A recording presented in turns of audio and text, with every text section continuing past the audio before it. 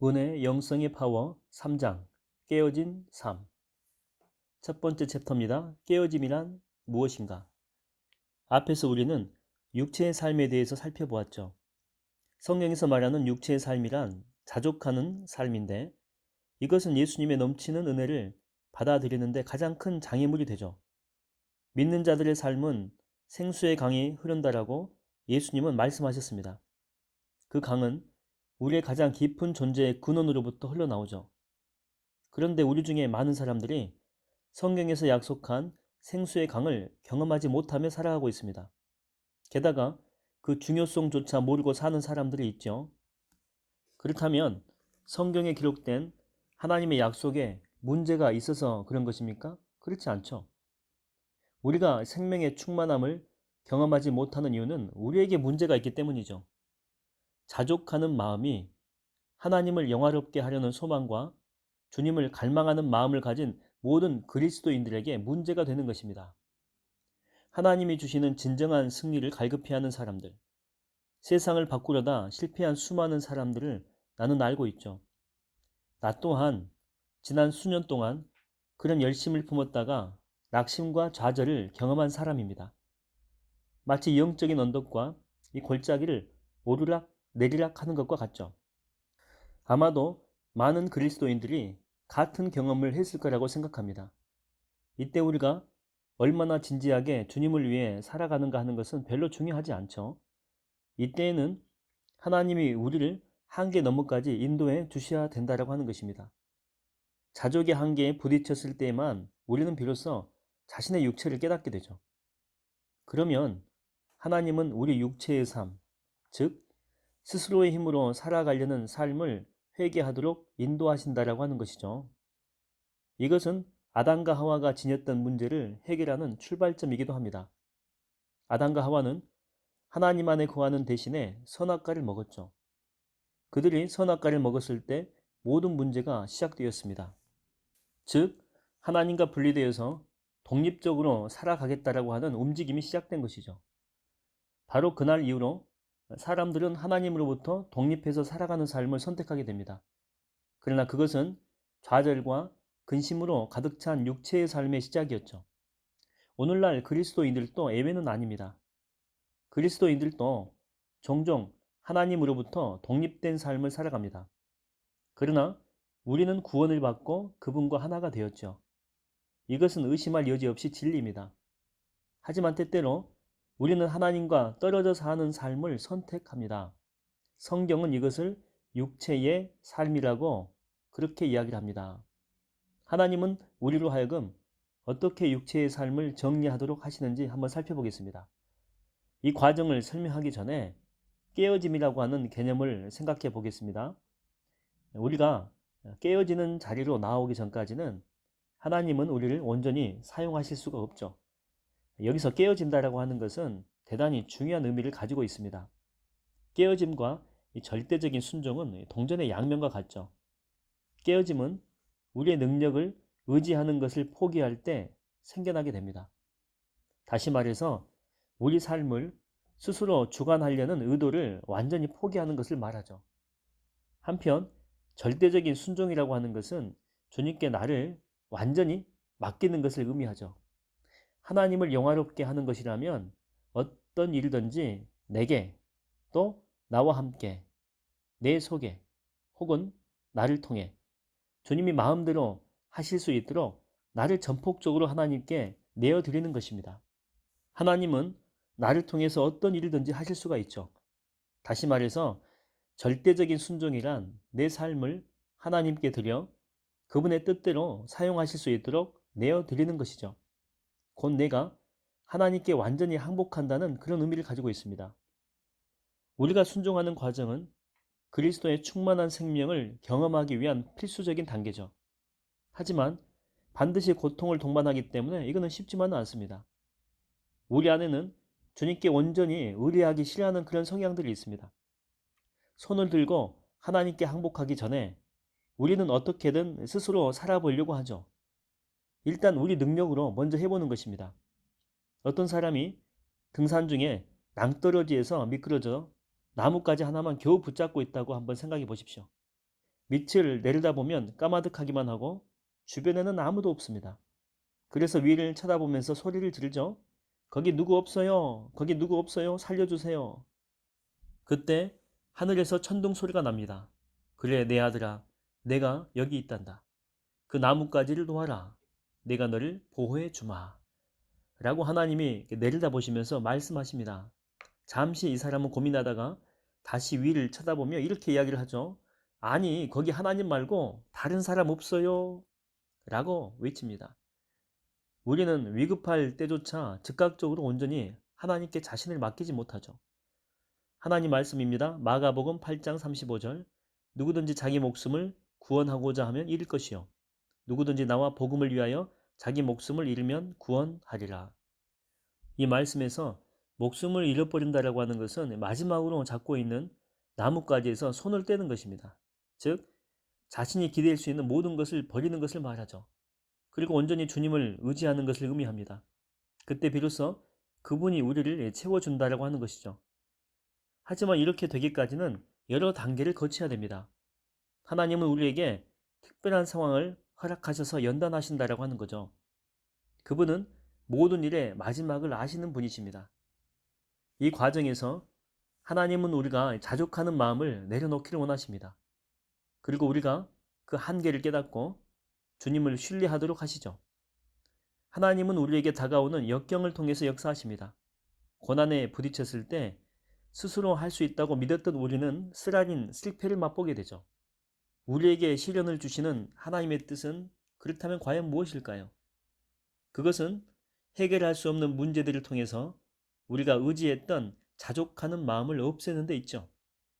그렇게 해서 그분만이 우리의 생명인 것을 알게 하십니다. 성경 속의 많은 인물들도 이러한 과정 속에서 깨어짐을 경험하게 됩니다. 두 번째 챕터입니다. 하나님이 고통을 허락하시는 이유.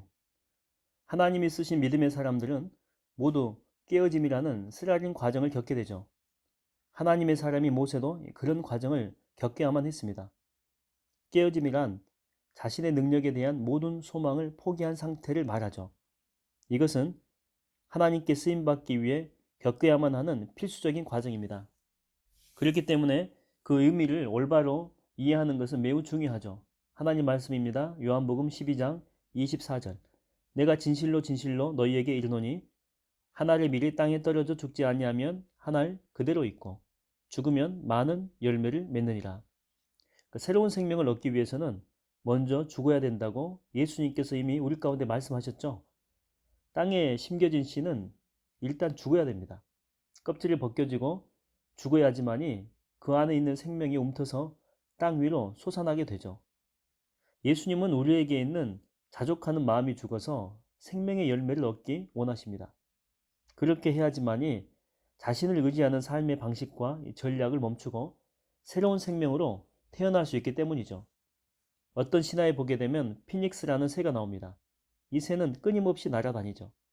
잠시라도 날갯짓을 멈추게 되면 육지로 떨어져서 불타버리기 때문이죠. 그러던 어느 날 이 새는 육지에 발을 내려놓을 수밖에 없는 상황을 맞이하게 됩니다. 그런데 불에 타 형체가 사라진 바로 그 순간에 놀랍게도 새로운 새로 탄생해서 날아올랐다라고 하는 것이죠. 그렇습니다. 여기가 바로 주님이 우리에게 내려오라고 하시는 자리죠. 당신이 예수님을 주인으로 맞이하기를 원할 때에 바로 그때가 하나님이 당신을 초청하는 때입니다. 그리스도인들은 스스로의 힘으로 살아남기 위해서 계속해서 발버둥치며 날개를 퍼덕입니다.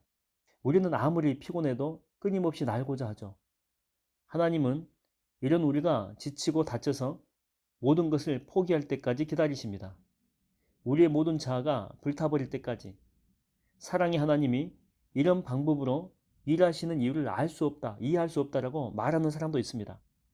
그러나 하나님은 우리를 사랑하시기 때문에 그런 일이 일어나도록 허락하십니다.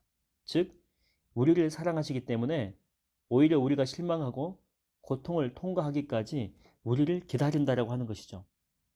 하나님은 이스라엘 백성을 애굽에서 구원해 내시기 위해서 모세를 부르십니다. 그는 생애 초반 40년을 애굽의 궁정에서 보냈죠. 그곳에서의 40년은 정말 화려한 세월이었습니다. 이 기간에 그는 자신의 육체의 삶을 발전시켰다라고 볼 수 있죠. 자신의 삶을 관리하고 세상을 헤쳐나가는 기술들을 개발해서 그는 유능한 정치인이 되었습니다. 그런데 어느 날 하나님은 모세에게 이스라엘 백성을 애굽에서 이끌고 나가는 비전을 보여주신 것이죠.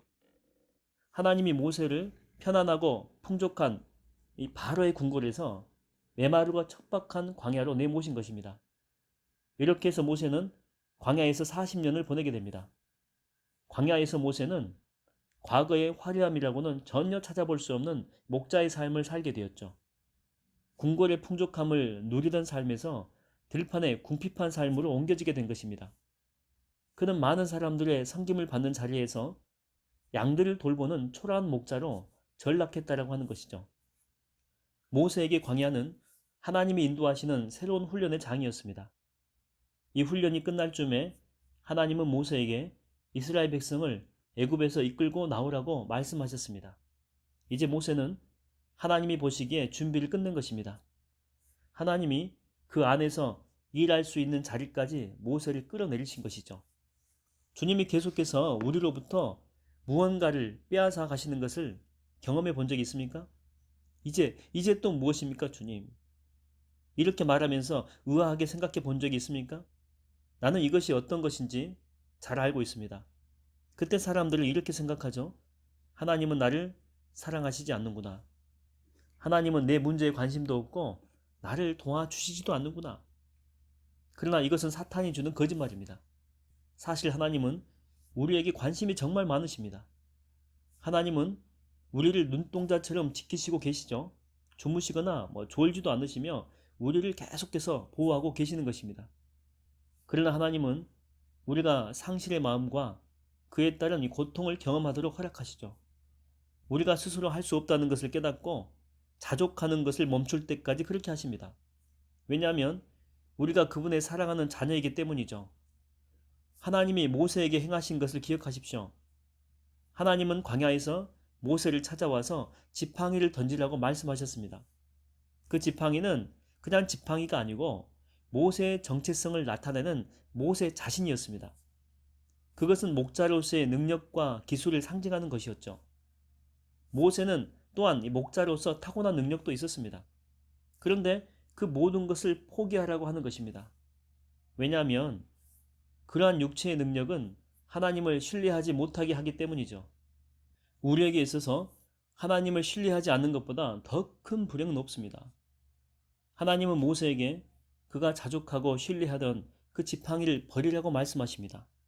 그것이 오히려 그에게 독이 될 수도 있기 때문이죠. 지금까지 전혀 그것을 의식하지 못했던 모세에게 이 사실을 깨달을 수 있도록 기회를 주신 것이죠. 모세는 이제 자신의 능력을 더 이상 신뢰할 수 없다는 것을 확인하게 되었습니다. 모세가 하나님의 말씀에 순종해서 지팡이를 던졌을 때에 지팡이가 뱀이 되는 기적을 체험하게 되죠. 하나님은 뱀을 다시 잡으라고 하셨고 모세가 뱀을 잡았을 때 다시 지팡이가 되었습니다. 때때로 하나님은 우리의 기회나 능력을 빼앗아 가십니다. 그것은 우리로 하여금 자족하기를 중단하고 하나님께로 나오게 하기 위한 그분의 깊은 사랑의 조치이죠. 그리고 모든 일이 우리의 능력으로 되는 것이 아니라 하나님의 권능으로 된다라고 하는 그 사실을 깨닫게 해주십니다. 출애굽기 4장 20절에 보게 되면 애굽으로 돌아가는데 모세가 하나님의 지팡이를 손에 잡았더라 라고 하는 구절이 나오죠. 그날 이후로 그 지팡이는 더 이상 모세의 지팡이가 아니고 하나님이 다스리시는 지팡이가 된 것입니다. 하나님은 당신에게서 무엇이든지 원하는 것을 가져가실 수 있는 분이시죠. 하나님은 이런 깨어짐을 통해서 우리가 더 이상 육체의 능력을 신뢰하지 않기를 원하십니다. 바로 이것이 우리에게 그러한 과정을 겪게 하는 이유인 것이죠. 모세가 광야에서 40년을 지내는 동안에 실제로 일어난 사건들을 통해서 우리는 하나님이 일하시는 방법을 알 수가 있습니다. 하루는 잭이라고 하는 친구가 찾아와서 도저히 이해할 수 없는 일이 자신에게 일어났다고 말했습니다. 잭은 자신의 모든 삶을 주님께 다 바치면서 열심히 헌신했는데 왜 점점 상황이 악화되는지 정말 이해할 수 없다라고 말했습니다. 나 또한 그런 경험이 있었죠. 우리가 모든 것을 다 이해할 수는 없습니다. 그러나 하나님은 우리 삶에 무슨 일이 일어나고 있는지 다 알고 계시죠. 그분은 모든 것을 알고 계시고 또 우리를 여전히 사랑하고 계십니다.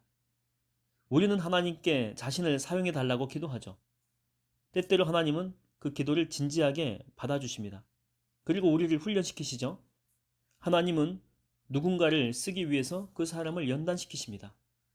삶 가운데 일어나는 여러 가지 사건들을 통해서 우리의 자족하는 그 마음에 한계를 보게 하시는 것이죠. 그래서 하나님이 쓸 수 있도록 이끄시는 것입니다. 그러나 이런 일이 진행되는 과정은 결코 즐겁지 않죠. 갈수록 상황이 더 악화될 때도 있습니다. 이것은 참으로 고통스러운 과정이며 견뎌내기가 정말 힘듭니다. 하지만 우리가 하나님께 사용되기 위해서는 필수적으로 거쳐야 할 과정이죠. 고통은 반갑진 않지만 때로는 우리의 가장 친한 친구가 되기도 합니다. 위기에 빠졌을 때 이것을 명심하십시오. 고통은 우리의 가장 친구다. 어느 날 밤에 3살짜리 막내 아들이 한참 자고 있는데 나를 깨웠습니다. 배가 아프다고 뒹굴면서 고통을 호소했지만 나와 아내는 도대체 무슨 영문인지 알 수 없었죠. 곧바로 응급실로 데려가서 검사를 받았습니다. 진단 결과 장에 문제가 생겼다고 하는 것이죠. 방광과 이 장에 오랫동안 이 가스가 가득 차 있어서 통증을 느낀다고 하는 것입니다. 의사는 당장 이 관장을 해야 된다고 했습니다. 치료를 하는 동안에 아이는 발버둥을 쳤습니다. 사방에서 사람들이 아이를 더욱 세게 붙잡았죠. 그러자 아이가 소리쳤습니다. 아빠, 이 사람들 좀 말려줘. 아빠, 나 좀 도와줘. 치료가 끝나고 나서 아이는 눈물이 가득한 눈으로 나를 쳐다보면서 왜 그 사람들을 막지 않았느냐고 원망하듯이 물었습니다. 3살밖에 안 된 이 아이에게 어떻게 그 과정을 이해할 수 있도록 일일이 설명해 줄 수가 있겠습니까? 나는 아이를 안고 같이 눈물을 흘리면서 아빠를 믿으라고 말했습니다. 그렇게 해야만 나을 수 있다라고 말했죠. 우리는 살아가면서 주님께 이렇게 말할 때가 있습니다. 제발, 제발 이 일이 빨리 끝나게 해주세요. 당신에게도 이런 경험이 있습니까? 내게 일어난 일이 빨리 끝났으면 하는 그런 경험들. 그러나 그런 상황을 허락하신 하나님은 우리에게 어떤 일이 일어나는지 이미 다 알고 계십니다. 그런 치료가 왜 필요한지 미리 알지 못했다면 나는 당장 의사들의 응급처치를 가로막았을 것입니다. 하나님은 고통을 지속시켜서 자족의 한계에 이르게 하시거나 혹은 다른 목적을 성취하기를 원하십니다. 많은 사람들은 하나님의 초자연적인 능력을 아무런 대가 없이 경험하기를 원합니다. 그러나 그것은 철없는 기대죠. 고통 없이는 아무 일도 일어나지 않습니다. 이런 기회를 통해서 하나님의 사랑이 더욱 분명해지며 그러한 이 고통의 원인을 더욱 명확하게 알게 되죠. 모세도 광야에서 인내의 시간을 보냈고 사도 바울도 광야에서 고통의 시간을 보냈습니다. 이렇게 그들은 모두 하나님의 훈련 학교를 졸업했죠. 하나님 말씀입니다. 고린도후서 1장 8절에서 9절까지입니다. 형제들아, 우리가 아시아에서 당한 환난을 너희가 모르기를 원하지 아니하노니 힘에 겹도록 심한 고난을 당하여 살 소망까지 끊어지고 우리는 우리 자신이 사형 선고를 받은 줄 알았으니 이는 우리로 하여금 자기를 의지하지 말고 오직 죽은 자를 다시 살리시는 하나님만 의지하게 하심이라. 여기에 왜 하나님이 고통을 허락하시는지에 대한 이유를 설명하고 있죠. 바울은 자신을 의지하지 않도록 하기 위함이라고 이렇게 말하고 있습니다. 만약 당신이 지금 고통 중에 있다면 이러한 깨어짐은 그리스도의 충만함을 경험할 수 있는 곳으로 가는 문이라는 그 사실을 기억하십시오. 그렇습니다. 모세에게 깨어짐은 너무나도 비참한 것이었죠. 그러나 그의 깨어짐은 바로 하나님의 충만함을 경험하기 위해서는 꼭 필요한 것이었습니다. 그가 바로의 궁궐에서 보낸 첫 번째 40년은 화려한 삶이었죠. 그 후에 광야에서 보낸 40년은 비참한 삶이었습니다. 한편 그의 생의 마지막 40년은 기적의 삶이었죠. 그러니까 40년은 화려한 삶, 40년은 비참한 삶, 또 40년은 기적의 삶. 그러니까 하나님은 모세가 자신의 육체에 대한 우월감을 깨지 않고는 궁궐의 삶에서 기적의 삶으로 옮겨갈 수 없다라고 하는 그 사실을 아신 것이죠. 그래서 훈련이 필요했던 것입니다. 변화된 모세가 애굽으로 내려갔을 때 그는 더 이상 자신의 힘으로 무언가를 하려고 하지 않았습니다. 이제는 자신의 힘이 아니라 하나님의 능력으로만 가능하다는 그 사실을 알았기 때문이죠. 이것이 바로 주님이 우리에게 깨우쳐 주고자 하시는 것입니다. 그러므로 고통이 몰아치더라도 여러분 속지 마십시오. 그럴 때 사탄은 하나님이 우리를 거절하시는 증거라고 속삭일 것입니다. 그러나 절대로 여러분 그걸 믿지 마십시오. 빈틈을 보여서는 안 됩니다. 사탄의 거짓말은 우리를 혼란스럽게 만들어서 실족시킬 뿐이죠.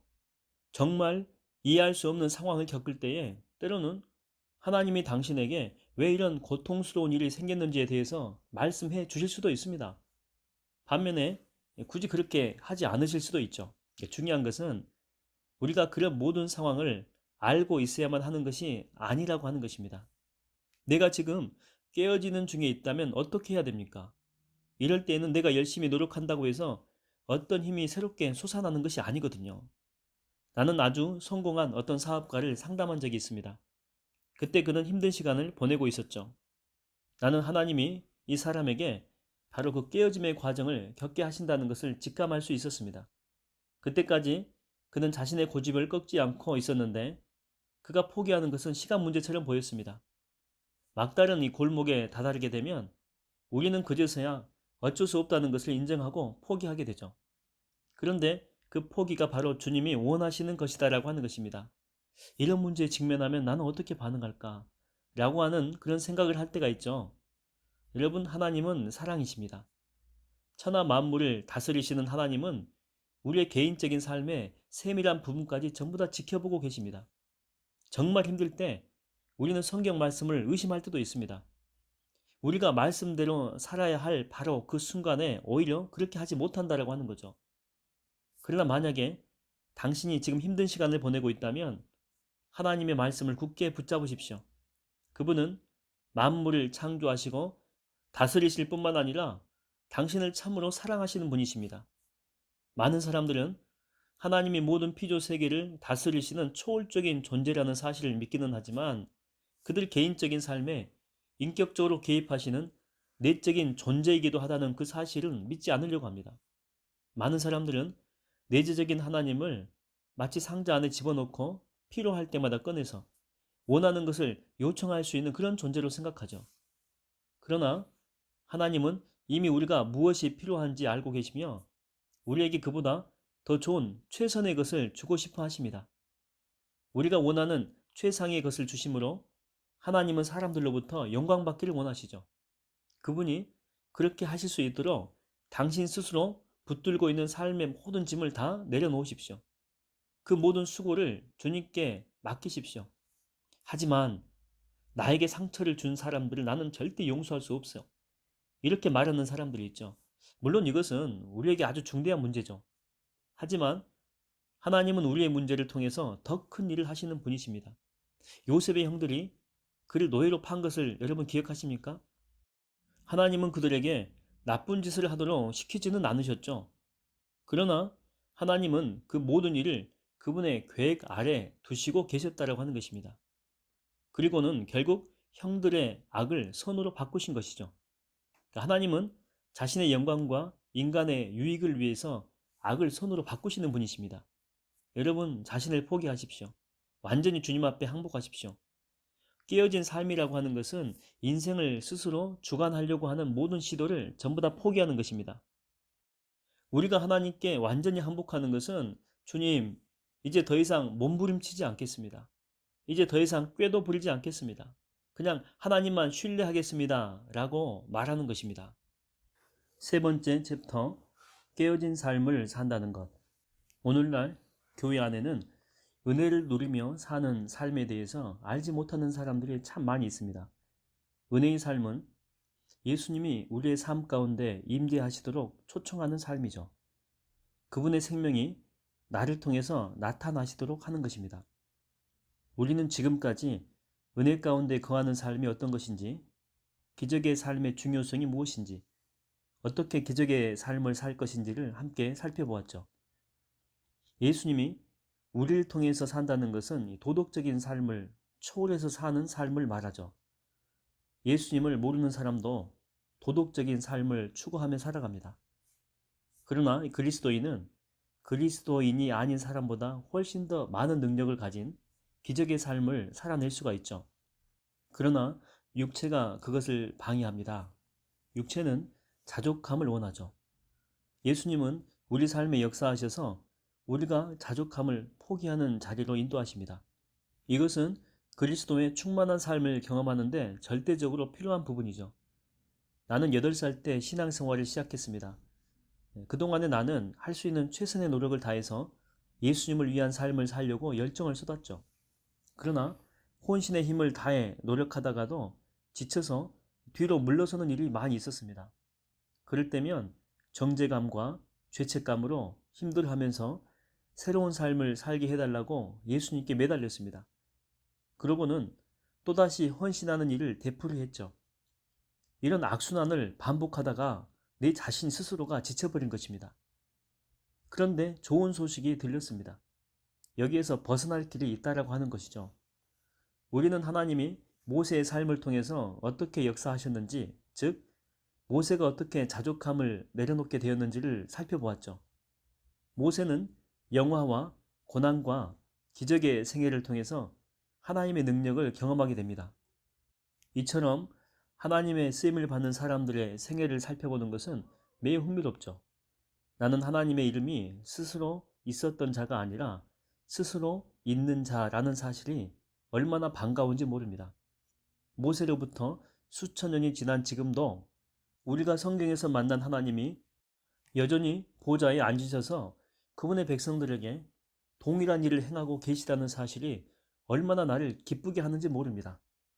하나님이 극적으로 깨어지는 자리로 인도하셨던 어느 목사의 이야기를 함께 나누고 싶습니다. 나는 그 사람을 오랫동안 알아왔고 오랜 세월을 그와 함께 살았습니다. 그 사람은 바로 납니다. 오랫동안 나는 나만이 옳고 내가 최선이라고 생각해 왔습니다. 그러나 몇 년 전에 주님이 주시는 진리의 말씀을 통해서 나는 깨어지게 됐습니다. 그리고 모든 부담에서 자유하게 되었죠. 나는 8살 때 그리스도인이 되었고 하나님을 사랑하는 그 믿음의 가정에서 자라났습니다. 10살 되던 해에 하나님은 나를 목사로 부르셨죠. 교회에서 담임 목사님의 설교를 유심히 듣던 이 소년 시절의 기억이 생생합니다. 목사님은 예수님에 대해 말씀하시면서 눈물을 글썽거리셨습니다. 이것이 8살밖에 안 된 어린 내 마음에 강한 감동을 준 것이죠. 그러면서 예수님에 대해서 알고 싶어하는 강한 열망이 생겨나게 된 것입니다. 이렇게 성령님은 예수님의 사랑을 가지고 나를 초대하신 것입니다. 그때 나는 목사님께 예수님에 대해 더 알기를 원한다라고 말했죠. 그 당시에 나는 많은 것을 알지 못했지만 예수님이 나를 사랑하신다는 한 가지 사실만은 분명히 알 수 있었습니다. 나는 그분을 알고 싶었고 구원받고 싶었습니다. 나는 그분을 나의 구주로 믿었습니다. 그리고 나의 죄를 용서하시는 그분의 은혜도 경험하게 되었지요. 10살 때 다시 목사님의 설교를 들으면서 하나님의 부르심을 깨달았습니다. 나는 목사님을 찾아가서 주님은 내가 설교하기를 원하시는 것 같아요 라고 말했습니다. 16살 때부터 나는 본격적으로 설교를 하기 시작했습니다. 나는 청년 모임에서 처음 설교를 했습니다. 주님 앞에서 우리의 옛사람을 죽이기 위해서 또 하나님이 나를 어떤 사람으로 부르셨는지 알기 위해서 얼마나 노력해야 하는지를 설교했습니다. 그 후에 나는 이런 내용의 설교를 21년 동안 해온 것이죠. 그러던 어느 날 성경을 읽다가 하나님은 우리가 옛사람을 죽이기 위해서 그렇게 노력하는 것을 원하시지 않는다는 사실을 깨닫게 되었습니다.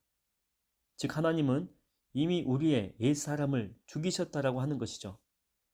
로마서 6장은 아담 속에 있던 우리의 옛사람이 이미 죽었다는 이야기로 가득합니다. 우리의 옛사람은 죽었다라고 하는 것이죠. 여기에 대해서는 나중에 좀 더 이야기하도록 하겠습니다. 지금은 계속 나에 대한 이야기를 하겠습니다. 바울처럼 하나님의 은혜를 말할 때에 나는 그 은혜가 내 삶에 끼친 영향에 대해서 말하지 않을 수가 없습니다. 16살 때부터 설교를 시작해서 19살에 목사가 되었습니다. 19살에 목사가 된다라고 하는 것은 정말 멋진 경험이었죠. 나는 사랑이 넘치는 교회를 섬겼고 그 교회의 지도자들은 대부분 65세 이상인 분들이었습니다. 19살의 왕성한 청년 목사는 거리에 나가서 열심히 복음을 증거했습니다. 나는 너무 젊어서 나이 많은 성도들과 함께 복음을 전하러 갈 때에 사람들은 그분들을 목사라고 생각했고 나를 교회 청년으로 보기도 했습니다. 나는 19살부터 거의 21년 동안 지금 내가 하고 있는 은혜의 사역을 하기 전까지 나는 그렇게 살아온 것입니다. 21년 동안 감사하게도 주님은 사랑하고 사랑받을 수 있는 교회를 허락하신 것이죠. 나는 대형교회 목사는 아닙니다. 그러나 주님은 내가 섬기는 교회를 늘 축복해 주셨기 때문에 나로 하여금 충분히 성공했다고 느끼게 하셨습니다. 나는 목회를 좋아하기 시작했습니다. 이것이 잘못된 것은 아니죠. 그러나 나를 부르신 하나님보다 일 자체를 더 사랑하게 된 것입니다. 내 마음에 문제가 생긴 것은 아니었습니다. 내 마음은 여전히 진지하고 열정적이었죠. 그런데 조금씩 내 초점이 바뀌어 갔습니다. 예수님께 온전히 집중하기보다는 예수님을 섬기는 일에 집중하고 있었습니다. 이것이 목사에게만 일어나는 일이라고 생각하지는 않습니다. 교회를 섬기면서 나는 이런 일이 교회 구성원들, 특히 평생을 교회에 헌신한 사람들에게 흔히 나타나는 현상임을 알게 되었던 것이죠. 우리는 예수님보다 예수님을 위한 사역을 더 좋아하는 그런 경향성이 있습니다. 나의 목회 사역에는 스스로 성공했다고 느끼게 만드는 일들이 정말 많이 있었습니다. 다른 사람들도 내가 성공했다고 생각할 수도 있습니다. 적어도 어머니와 아내는 그렇게 느꼈습니다. 나도 물론 그렇게 생각했죠. 교회가 놀랍게 성장했고 내가 자란 동네에서는 큰 성공이었습니다. 기적적으로 성장하면서 많은 사람들이 세례를 받고 구원을 얻었죠. 점점 더 나는 많은 사람들에게 복음을 전하기 시작했고 새로운 건물을 지을 수밖에 없는 상황에 이르게 되었죠. 모든 일이 다 잘 되고 있다는 그런 느낌이 들었습니다. 몇 년 뒤에 주님은 나를 엘라바마에 있는 한 교회로 부르셨습니다. 새로 부임한 그 교회는 지금까지 경험했던 목회 현장과는 전혀 다른 새로운 목회적 현장을 가지고 있었습니다. 그럼에도 성도들과 나는 좋은 관계를 맺었고 곧 교회는 폭발적으로 성장하기 시작했습니다. 그로 인해서 우리 교회는 세상에 알려졌고 나 역시 사람들로부터 인정을 받게 되었습니다. 그 지역에서 가장 빠르게 성장하는 교회 목사로 여러 곳에서 초청을 받아 설교하기 시작했던 것이죠. 전과는 비교할 수도 없는 많은 사람들에게 세례를 주었습니다. 잠깐, 여기까지 말하는 동안 내 안에 일종의 경쟁의식이 잠재되어 있다는 사실을 감지할 수 있었습니까? 그것이 바로 당시의 내 모습이었다고 하는 것입니다. 그때 나는 그 도시의 유명한 종교 지도자들에게도 인정을 받았습니다. 얼마나 마음이 흐뭇했는지 모릅니다. 사람들은 나를 좋아했고 나도 그분들을 좋아했습니다. 우리는 모두 선한 사람들이었죠. 그런데 문제가 생긴 것입니다. 좋지 않은 어떤 일이 발생한 것이 아니라 내 자신에게 문제가 생긴 것입니다. 나는 생명을 억지로 쥐어짜내는 단계까지 가버렸던 것입니다. 이 얼마나 위험한 일입니까?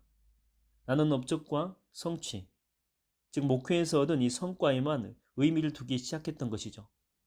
이것은 세상에서 성공을 가늠하는 기준이 됩니다. 어떤 일을 이룸으로써 또 무엇이 됨으로써 자신의 정체성을 찾는 것이죠. 세상은 이걸 아주 중요하게 생각하죠. 내가 섬기던 교회를 통해서 주님은 나를 축복해 주셨습니다. 주님의 도우심으로 정말 많은 일들이 일어났죠. 그런데 그것이 해로운 것은 아니지만 나는 그것을 인생의 전부인 것처럼 생각하기 시작했고 무언가 특별한 업적을 남기는 사람이 되고자 했습니다. 나를 통해서 이 교회를 세우라는 하나님의 부르심이 있다라고 느꼈던 것이죠. 부르심이 잘못되었던 것이 아니고 자신의 노력으로 그 모든 일을 해내려고 했던 것이 잘못이었죠. 나는 그런 자세로 주님 앞에 그 당시에는 서 있었다라고 하는 것입니다. 수년 동안 이렇게 교회를 섬기던 어느 날 마침내 애틀란타의 한 교회로부터 전화를 받게 됩니다. 그 교회는 교회 성장에 은사와 능력이 있는 목사를 찾고 있었죠. 그때까지 나는 이런 전화를 많이 받았지만 거절했었습니다. 그런데 그날 이들과 대화를 나누는 동안에 하나님이 나를 이곳으로 인도하신다는 느낌을 강하게 받게 됩니다. 그리고 몇 달이 지나지 않아서 우리 가족은 이삿짐을 싣고 애틀란타를 향해서 달려가게 되었습니다. 그때까지도 나는 교회를 성장시키는 목사로 인정을 받고 있었고, 나 또한 자신감에 차 있었기 때문에 큰 기대를 가지고 새로운 교회 사역을 시작하게 되었죠. 그런데 새로 부임한 교회에서는 그동안 성공적이라고 증명된 모든 계획과 프로그램을 똑같이 적용하고 똑같은 노력을 기울였음에도 불구하고 이 교회에서는 아무런 성과가 나오지 않았던 것입니다. 성장은커녕 성도 수는 줄어만 갔다라고 하는 것이죠. 바로 이때가 나의 깨어지는 삶의 시작이었습니다. 하나님은 우리를 너무나도 사랑하십니다. 그분은 우리 스스로의 노력으로 삶을 꾸려나가는 것을 기뻐하지 않으시죠. 왜냐하면 우리가 스스로 이끌려가는 삶의 결국은 파멸이기 때문에 그렇습니다. 그 교회 사람들은 자신들이 성장할 준비가 되어 있다라고 이야기를 했죠. 나 또한 애틀란타에서 역량을 발휘할 준비가 되어 있었다라고 생각했습니다. 엘라베마의 작은 마을 출신인 내가 애틀란타라는 도시에서 하나님의 역사를 바꾸는 일을 할 수 있을 거라고 기대했던 것이죠.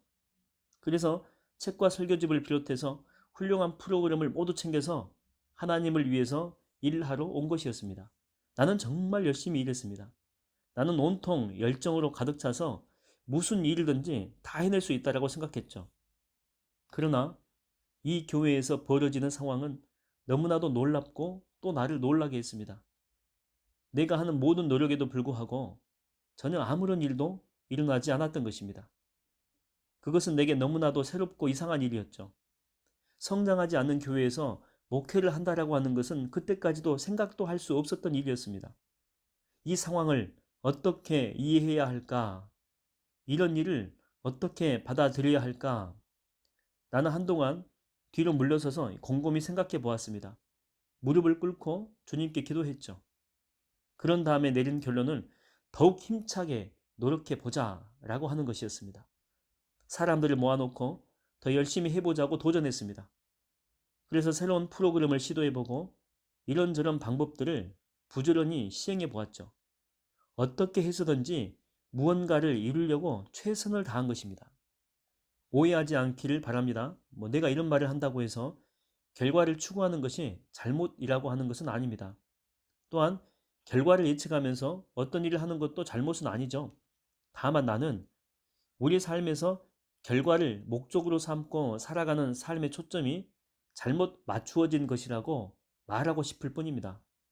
우리는 초점을 예수 그리스도께 두어야 됩니다. 그리스도께 초점을 맞출 때 그분은 우리를 통해서 살게 되죠.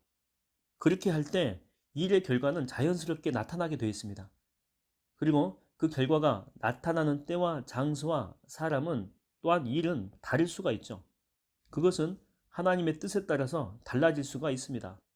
다시 이야기를 계속하게 되면 우리의 온갖 노력에도 불구하고 그 교회에서는 아무런 일도 일어나지 않았습니다. 나는 교회 지도자들을 모아놓고 이 상황을 설명을 했죠. 우리는 또다시 여러 가지 활동을 계획하기 시작했습니다. 전국적으로 유명한 강사들을 초청해서 집회를 열었고 유명한 가수들을 불러서 특별한 행사를 시도했습니다. 성경 공부와 예배 참석 인원을 늘리기 위해서 우리가 할 수 있는 방법은 모두 동원한 것이죠. 어떻게 해서라도 사람들을 끌어모으려고 했던 것입니다. 그런데도 결과는 마찬가지였죠. 우리의 노력에도 불구하고 교회의 성도 수는 여전히 줄어들고 있었습니다. 완전히 절망적이었죠. 나는 하나님께 도와달라고 간절히 요구했죠. 하지만 하나님은 나를 도와주시지 않는 것 같았습니다. 하나님은 내가 더 약해지기를 원하셨던 것이죠. 내가 더욱더 낮아지고 깨어지기를 원하셨던 것입니다. 비로소 나는 하나님이 다른 더 좋은 계획을 가지고 계신다는 사실을 어렴풋이나마 깨닫기 시작했습니다. 나를 온전히 내려놓고 깨어진 상태에서 그분께 맡겼을 때 하나님이 우리 안에서 일하시기 시작하신다라고 하는 그 사실. 그래서 그분은 나를 그렇게 다루어 가신 것입니다. 하나님께 도와달라고 기도할 때 여러분 이것을 기억하십시오. 그분은 우리를 도와줍니다. 그러나 결코 우리가 원하는 방법으로 일하지는 않습니다. 1990년 10월 6일 밤이었습니다. 새벽 2시에 나는 교회 사무실에서 무릎을 꿇은 채로 울고 있었습니다. 이 교회 목사로서 나는 정말 열심히 일했지만 내가 원했던 대로 일이 이루어지지 않았기 때문에 나는 처참하게 흐느끼고 있었습니다. 이제 몇 시간이 지나면 부임 1주년 기념으로 성도들 앞에서 교회 상태에 대한 설교를 해야 됐죠. 성공이라고 하는 허수아비를 하나 만들어내거나 사실 그대로 말하거나 둘 중 하나를 택해야만 했습니다. 그러나 내게는 더 이상 꾸며댈 만한 힘도 없었고 또한 사람들에게 있는 그대로를 말할 용기도 없었죠. 나는 밤을 새워가며 울며 기도했습니다. 그리고 한밤중에 얼굴을 바닥에 댄 채로 화가 나서 하나님께 울부짖었죠. 하나님 도대체 뭐 하시는 겁니까? 이게 뭡니까? 지금까지 내가 여러 교회를 얼마나 많이 성장시켰는데 여기까지 부르셔가지고 이 지경에 이르게 하시다니 너무하십니다. 이 교회와 함께 죽으라는 것입니까? 도대체 뭡니까? 나는 당신을 섬기는데 온 인생을 바쳤습니다. 대체 내게 원하시는 것이 뭡니까? 라고 화가 나서 따졌죠. 그때 성령님이 내 마음속에 아주 분명하게 말씀하셨습니다. 스티브, 나는 너를 원한다. 나는 망치로 머리를 얻어맞은 것 같은 충격을 받게 됩니다. 네 번째 챕터입니다. 나는 너를 원한다. 이것은 내게는 전혀 새로운 말씀이었습니다. 나는 주님을 위해서 그토록 열심히 많은 일들을 벌이면서 바쁘게 살아왔습니다. 오직 그분만을 위해서 많은 일을 하면서 달려왔는데 그분은 그 모든 것보다 오로지 나를 원한다라고 말씀하셨습니다. 나는 무언가를 함으로써 내 정체성을 찾으려고 했죠. 그것만이 옳고 이 전부인 줄 알았습니다. 나뿐만이 아니라 많은 사람들이 그렇게 살아왔고 또 그렇게 살고 있습니다. 그러나 성경은 이렇게 말씀하고 있습니다. 사도행전 17장 25절을 보면 또 무엇이 부족한 것처럼 사람의 손으로 섬김을 받으시는 것이 아니니 이는 만민에게 생명과 호흡과 만물을 친히 주시는 이심이라. 만약 하나님께 당신이 필요하다라고 생각한다면 그것은 큰 오산입니다. 미안하지만 하나님은 당신이 필요하지 않으십니다. 다만 하나님은 당신을 원하시죠. 하나님이 당신을 필요로 한다고 생각한다면 잠깐 자신을 돌아보십시오. 그리고 하나님의 존재에 대해서 한번 생각해 보십시오. 하나님은 전능하신 분이시죠. 또 만물을 친히 다스리시는 분이십니다. 그런 하나님이 당신으로부터 무엇을 필요로 하시겠습니까? 단지 그분은 우리를 원하실 뿐입니다. 하나님은 우리가 행복하고 그분의 사랑 가운데 나오기를 원하시죠. 하나님이 나를 원한다라고 말씀하셨던 그날 밤에 나는 몇 주 전에 누군가에게 받았던 이 종이 쪽지가 생각났습니다. 그것은 절대 순종에 관한 것이었죠. 한쪽 면에는 하나님께 맡겨야 할 일들이 적혀 있었고 다른 한쪽 면에는 우리가 권리를 포기해야 할 일들이 적혀 있었습니다. 나는 그 종이를 꺼내들고 기도하기 시작했습니다. 그리고 나를 비우기로 결단했습니다. 예수님 외에 내가 매달렸던 모든 것을 버리기로 마음먹은 것이죠. 나는 과거의 경험, 능력, 배경, 학벌 등에 대한 미련을 깨끗이 버리기로 결단하고 쪽지 하단에 있는 다음과 같은 기도 문구에 서명했습니다. 하나님을 영화롭게 하는 것이라면 내게, 나와 함께, 또 내 속에 있는 나를 통해 하시고자 하시는 모든 것을 행하옵소서. 이런 것들이 한때 내 것이라고 주장했지만 이제는 당신께 속한 것이며 모두 당신의 지배 아래 있습니다. 나는 하나님의 것입니다. 무엇이든지 당신 뜻대로 하소서. 그러나 이 기도가 진정으로 의미하는 말을 그 당시에는 제대로 몰랐습니다. 이러한 절대 순종의 의미를 완전히 이해하지는 못했지만 그날은 내 삶의 엄청난 전환점이 되었습니다. 그것은 나중에 차츰 증명되었죠. 그날 밤의 사건을 나는 묵상 노트에 이렇게 기록했습니다.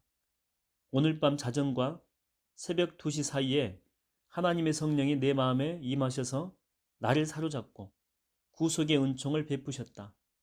자세한 내용을 기록하기에는 너무나 개인적이고 성스러운 사건이다.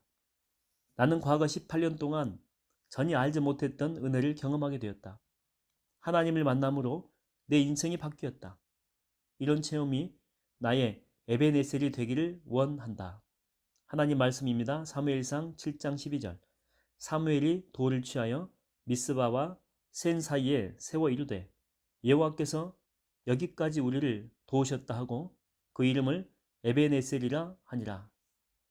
그날 밤에 나는 하나님을 위해서 스스로 헌신하려고 노력하고 목회에서 성공하기 위해 애쓰는 일에 지쳤다라고 고백했습니다. 나는 이런 삶을 살아가는 것이 너무 힘들다라고 말했습니다. 그래서 이제 그 모든 것을 내려놓고 싶다고 말했죠. 오직 하나님만을 신뢰하고 주님께 모든 것을 맡긴다라고 말했습니다. 그리고 주님의 나를 통해서 원하시는 것을 행하도록 내어드린 것이죠. 하나님을 위해서 새로운 계획과 이 프로그램을 세우는 것이 아니라 그저 예수님만 붙들고 살겠다라고 결단하는 기도를 했습니다. 절대 순종이란 무엇입니까? 그것은 예수님 외에는 어떤 것에도 매달리지 않는 삶입니다. 그날 밤 내게 주신 하나님의 말씀은 결국 내 일생을 이끄는 말씀이 되었습니다. 빌립보서 3장 10절 말씀입니다. 내가 그리스도와 그 부활의 권능과 그 고난에 참여함을 알고자 하여 그의 죽으심을 본받아. 나는 하나님을 신실하게 믿었던 사람이죠. 내가 얼마나 하나님을 사모하고 열심히 그분을 섬기려고 했는지 모릅니다. 진정으로 하나님을 만나고 싶어 했습니다. 그러나 이 사건이 있은 후로부터 그분을 알고 싶은 소망이 더욱더 뜨겁게 타오르게 된 것입니다. 주님을 온전히 아는 것이 내 삶에서 무엇보다도 중요한 일이 된 것입니다. 그 이후로 내 마음은 아주 가볍고 편안해졌습니다. 내 모든 짐을 예수님께 맡겼기 때문이죠. 하나님께 절대 순종하는 자리에 가본 적이 있습니까? 예수님을 친밀하게 아는 자리로 나가본 적이 있습니까? 날마다 주님과의 친밀한 관계 안에서 여러분들은 머물러 본 적이 있습니까? 그러한 삶이 너무나도 중요하다는 것을 온몸과 이 마음으로 느껴본 적이 있습니까? 예수님이 당신을 통해 살아가는 삶을 경험해 본 적이 있습니까? 은혜의 삶에 관한 메시지는 수많은 그리스도인들에게 복음이 됩니다. 너무나 많은 그리스도인들이 율법적인 삶을 살면서 숱한 패배를 경험해 왔죠. 율법에 얽매인 삶은 하나님의 뜻이 아닙니다. 모든 그리스도인은 하나님의 뜻인 은혜로 넘치는 삶을 살아야 되죠. 초대교회에서 보여주는 생명력 넘치는 기독교가 오늘날에도 충분히 가능하다고 믿습니다. 하나님은 어제나 오늘이나 변함없이 동일한 분이시죠. 하나님은 우리의 삶을 그분 자신으로 채우기를 원하십니다. 하나님은 우리를 통해서 살기를 원하시죠. 아마도 그리스도인들은 대개 나처럼 교회에서 무슨 일을 함으로써 정체성을 찾으려고 노력할 것입니다. 그러나 그 모든 행위는 우리를 공허하게 만들 뿐입니다. 당신이 그런 처지에 있다면 이렇게 기도해 보십시오. 나는 나 자신을 비우기를 원합니다. 그 자리를 주님으로 채우기를 원합니다. 오 예수여 오시옵소서. 이것이 신약 성경의 가장 핵심적인 메시지입니다. 오늘 예수님이 우리를 통해 사실 수 있도록 결단하지 않겠습니까?